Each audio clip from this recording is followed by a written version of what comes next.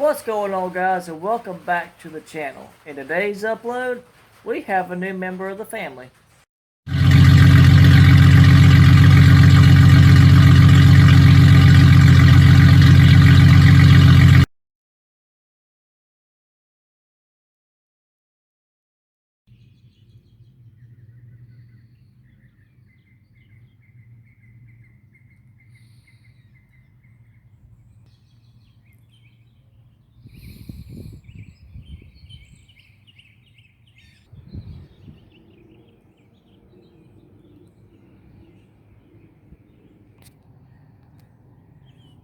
Alright, so guys, what we are looking at here is a 1984 Dynamark 1136 with the utility or truck bed attachment, which is what that is right there.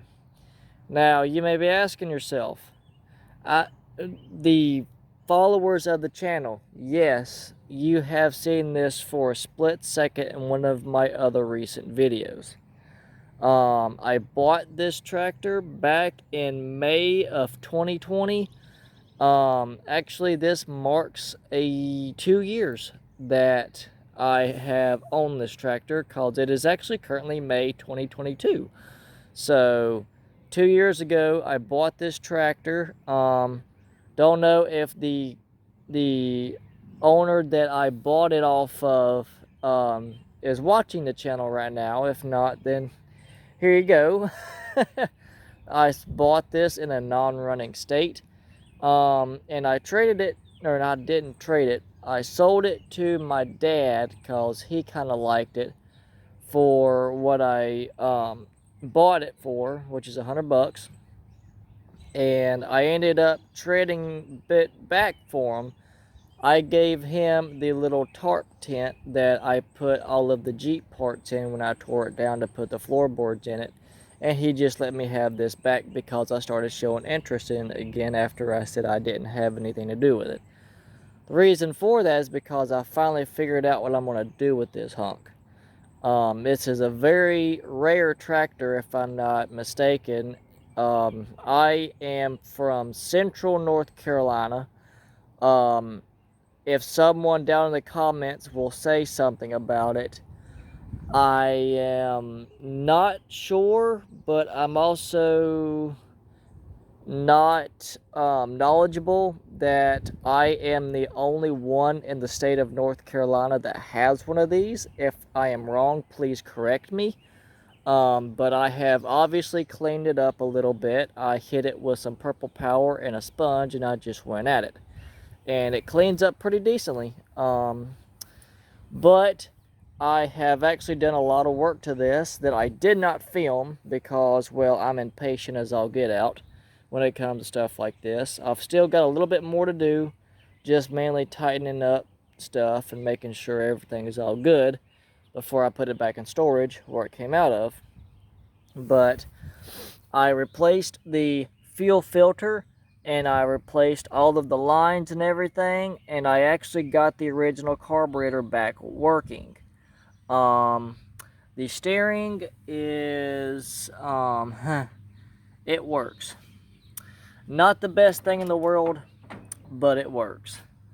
Other than that, it didn't come with a starter, so I had to furnish one for it.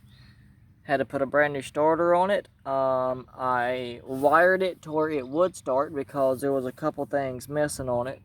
A couple things that were actually wired backwards for some reason, so I fixed the wiring issue on it and made it look original, which it would have came like that original. I don't know what was going on with it before, but anyhow, it runs really good for what it is. Obviously, I've got a whole bunch of junk in the back here. This is the original air box for it that I've just got to get a new filter for, which these can, technically, you're not supposed to, but you can run them for a little bit without an air filter. It'll be fine. But pop these, and I also fixed the hood strap so it don't fall on the floor when you take the hood off. But There we go.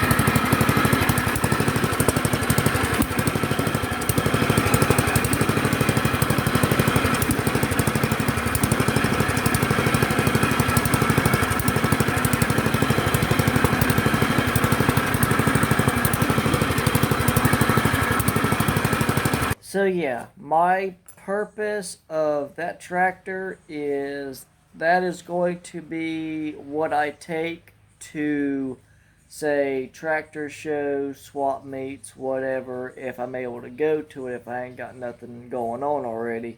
I was going to have another project build for that, but it was going to require a lot of fabrication, which I'm obviously not too bad at, but it was going to take a lot more than I think I had on me. Actually, it's what the opposed twin over there. That's what that was for that project, but it was going to be way too long for what I needed it to be, and I was going to end up having to put a truck bed on it as well. Well, that's got a truck bed on it as well. So I was like, you know what? Scrap that idea, and I could just make this work. So also, if something goes wrong with the Jeep that's behind us, or behind the camera in front of me, if something goes wrong with the Jeep, then that mower is that tractor is small enough to where I could just throw it in the back of the truck and be done with it. So that's what we're going to be doing with it. Basically, a smaller scale of what I was going to build anyhow. But yeah, like I said, I'm not done with it just yet. I've got an air filter on the way for it, as well as it needs tie rods. It needs a drag link going from the steering to the axle and the tie rod on the axle itself. It's not that they're bad. Actually the ball and socket joints are actually in decent shape. But it's just the fact that whoever the knucklehead that put them on, um, they took two rods and made two short rods out of it. What I'm talking about is they took a solid, tie rod, and it looks like they cut it in half, made it the size they wanted, and just welded it together and made a smaller one out of it. And the tie rod, that's even better. Looks like the tie rod that's on it was, too long as well. So they cut it once and shortened it, and apparently it wasn't short enough, if that. So they cut it again. So I'm talking about this son is welded in two places, which means the tie rod itself is in three pieces, rather.